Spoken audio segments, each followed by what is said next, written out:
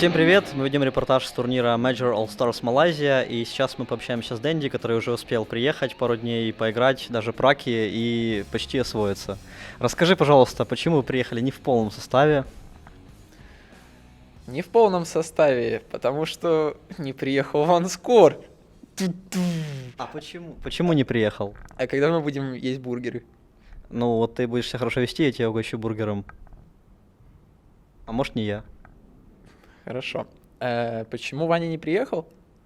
Ну, сказал, я не хочу ехать и не поеду. Мы такие, ну ладно, куда деваться. Ну, как мы все уже заметили, в вашей команде в последнее время много происходит таких вещей, и, в общем-то, почему? Не, ну Ваня у нас просто главный в команде. Он, если что-то говорит, то приходится его слушать. Если он сказал, как отрезался, так говорит, так, ребята, вы, значит, делаете то-то, то-то, там, ну, и, короче, он нас заставляет играть в доту много, там, бегать по утрам, еще что-нибудь, заниматься спортом. Но он такой, типа, прессует нас именно жестко. А тут сказал, что он не поедет, типа, вы должны взять Йола, говорит, и выиграть турнир. А потом отдать ему все деньги. Ну, про это он пока не упоминал. Отлично. Хорошо. А почему именно Йол, как стенд-ин? Э, Мы решили все вместе, что с Йолом нам будет комфортнее всего. И позвали Йола. Хорошо. Следующий вопрос, только тоже сразу по поводу состава. Недавно появился ДК Фобос. Я знаю, что у вас был давно план играть вместе. Как у вас это все получилось? Там знаю, что была большая драма, Снег его не хотел отпускать. Фобос тоже плакал, был расстроен, но все-таки вот дружба победила. Мы устроили мясорубку, ринг. Вот. Вышел Зерограйти на ринг драться с Снегом. Зера победил. Ну, я знаю то, что все-таки ДК Фобос ушел согласно всем правилам контракта, да, вы не просто украли, как многие могли бы подумать. Или же вы его украли? Да нет, там все четко, гладко. Мы на самом деле не в курсе дела, как все это происходило. Вот. Хотели играть вместе. Вот. Это было и его желание тоже. Вот. Ну и так все получилось. Хорошо, а и оправдывается пока что игра, желание или еще там не совсем все так гладко? Ну, желание и мотивация у Фобоса громадная. Он трудяга тоже, очень много старается работать над разными вещами, не только там скиллом. Ну, в общем, неважно. Суть-то мы еще не поиграли вместе совсем, то есть мы даже не тренировались вообще, поэтому посмотрим, время покажет. Ну, ты знаешь, наверное, любое интервью, которое там смотрели наши зрители в Нави, везде есть фраза «Мы не тренировались». Почему вы не тренируетесь? Когда вы будете тренироваться? Времени не было, мы только собрались, вот, и почти каждый день у нас были официальные игры, как только мы собрались, поэтому мы и не тренировались. Но еще не получается у всех, еще и вдобавок мы, то есть, должны ехать в Малайзию, мы едем без Вани, соответственно, тренироваться с Ваней начинать, ну, смысла мало, ну и так далее и тому подобное. То есть причин слишком много, почему, ну, так получается. Вот, зато надо бургеры где-то. Хорошо, я не буду тебя долго мучить, если ты будешь себя хорошо вести. Поэтому мне такой еще вопрос. Вот знаешь, мне кажется, что сейчас в современной там сцене не хватает новых игроков. И многие там команды как-то пытаются экспериментировать, брать новых игроков. Вообще, как ты думаешь, что будет там через год, через два? Будут какие-то новые игроки или все будут опять менять составы, пытаться как-то там с старыми составами играть? И что вообще нужно делать, чтобы эти новые игроки-то появлялись? Да ничего, это обычный процесс стандартный. То есть те, кто сильно хотят, пробиваются, попадают в какие-то более слабые команды, потом переходят в более сильные и так далее. Играют везде, где возможно играть, на лигах, на турнирах, участвуют.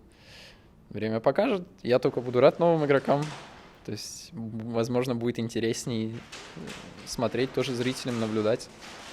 Ну, пару слов еще. Какие качества необходимы игроку, чтобы вот играть хотя бы там на каком-то уровне достойном? Потому что очевидно, что просто там задротство в пабах там это недостаточно. Нужны какие-то командные навыки, что-то такое, личные скиллы какие-то, да?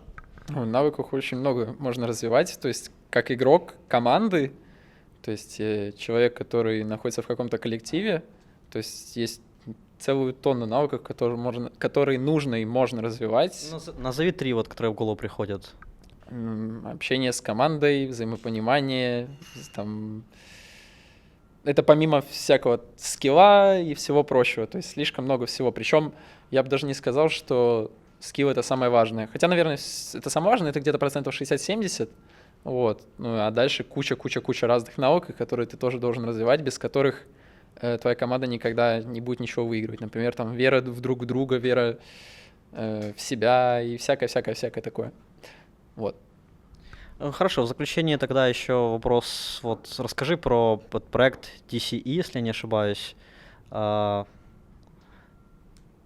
Подписки у тебя в нике, допустим, у Resolution, у многих других игроков. Что это такое? Не знаю. Хорошо. Тогда расскажи про новую лигу, в которой ты играешь, которая соло-лига, лучше, чем матчмейкинг вроде бы. Это, наверное, IDEC, так называемая лига на клиенте XDL. Там где-то 25-130 человек, в основном топ Европы, с профессиональных команд. Вот. И очень приятно, очень комфортно играть, потому что все понимают, как играть в игру, в отличие от матчмейкинга, где люди ничего не понимают в основном. И, то есть, все люди, в принципе, играют на всех ролях, и ты заходишь в любую игру, тебе комфортно и приятно, интересно. Можно играть в любые разные моды. Игры очень приближенные то есть, к настоящим уже играм, к официальным матчам там, или КВшкам, поэтому очень хорошее место для практики, и очень приятно играть эти игры. Намного приятнее, чем матчмейкинг. Ну, я знаю, ты общаешься с Valve, и у меня очевидный вопрос, почему Valve не сделает подобную ситуацию, допустим, как там в Blizzard, да, вот есть там для StarLadder какие-то ладдеры, где играют только про. Почему бы не сделать там какой-то топ-ладдер, где играют только профессионалы? Очевидно же, что на каком-то уровне тебе нужно будет уже играть с более скилловыми соперниками. Почему? То есть, как бы, матчмейкинг и никто им не занимается уже очень давно. Ну, я думаю, потому что Valve хотят быть справедливыми ко всем, и это было бы несправедливо, потому что непонятно, как туда попадать остальным, непонятно, как вести этот отбор, как отсеивать людей, то есть кому ты разрешишь туда пойти, кому не разрешишь. То есть это мы между собой, то есть нас 120 человек, да, мы между собой решаем, кого добавить, то есть мы там голосуем или еще что-нибудь, а кого не добавлять. А как Valve это будут делать? То есть они хотят, я думаю, быть справедливыми ко всем, поэтому они не делают чего-то подобного. Я думаю, можно найти какие-то методы и способы, как это обойти. То есть, чтобы это была именно лестница, по которой ты поднимаешься и можешь попасть. Но просто матчмейкинг, именно рейтинг, он никак не отображает скилл. То есть вообще никак. То есть те, у кого 7000, они могут играть отвратительно или не уметь играть доту вовсе. Вот. А что ты знаешь по поводу недавнего встречи игроков с Valve и почему ты на нее не попал? Там, где был Глеб недавно. Я здесь, честно, ничего про эту встречу конкретного не знаю. О чем-то общались игроки, вот, с Valve, насколько я понимаю. Я туда не попал, потому что мы возвращались с Китая, и это было очень накладно, то есть лететь в Америку. Я устал от перелетов, хотел отдохнуть. То есть, правильно я тебя понимаю, ты не знаешь, что там происходило, или там по каким-то причинам ты не можешь поделиться информацией? Конкретно именно я не знаю, что там происходило, вот. Но есть слухи о том, что вот Сити Бургер тебя ждет после этого ответа. О том, что игроки там не хотят играть кучу турниров, они как-то хотят договориться с Valve, чтобы компания контролировала качество турниров, может быть, призовые, я не знаю. Не знаю. То есть ты готов играть все турниры? И за правильный ответ я дам тебе бургер. Конечно, я готов воевать, покорять вершины, ломать, крушить, побеждать все. Отлично. Где мой бургер? Вот, сейчас будешь есть бургер. Ладно, спасибо тебе, Даня, за интервью. Она выйдет уже, получается, сегодня вечером по нашему времени, киевскому, московскому, европейскому. Это означает 25 апреля, правильно? 25 мая примерно, да. Вот. Ну, как обычно, можешь пожелать привет всем, кто до сих пор в тебя верит, и тем, кто в тебя не верит, но все равно тебя очень любит. Я знаю, таких много. Тогда привет Морицу. Привет. Квиточка. Привет Фобосу. Вдруг там он посмотрит. Вот. Ну, спасибо всем, друзья. До новых встреч. и мы пойдем есть бургер. Заслуживаем. Всем привет.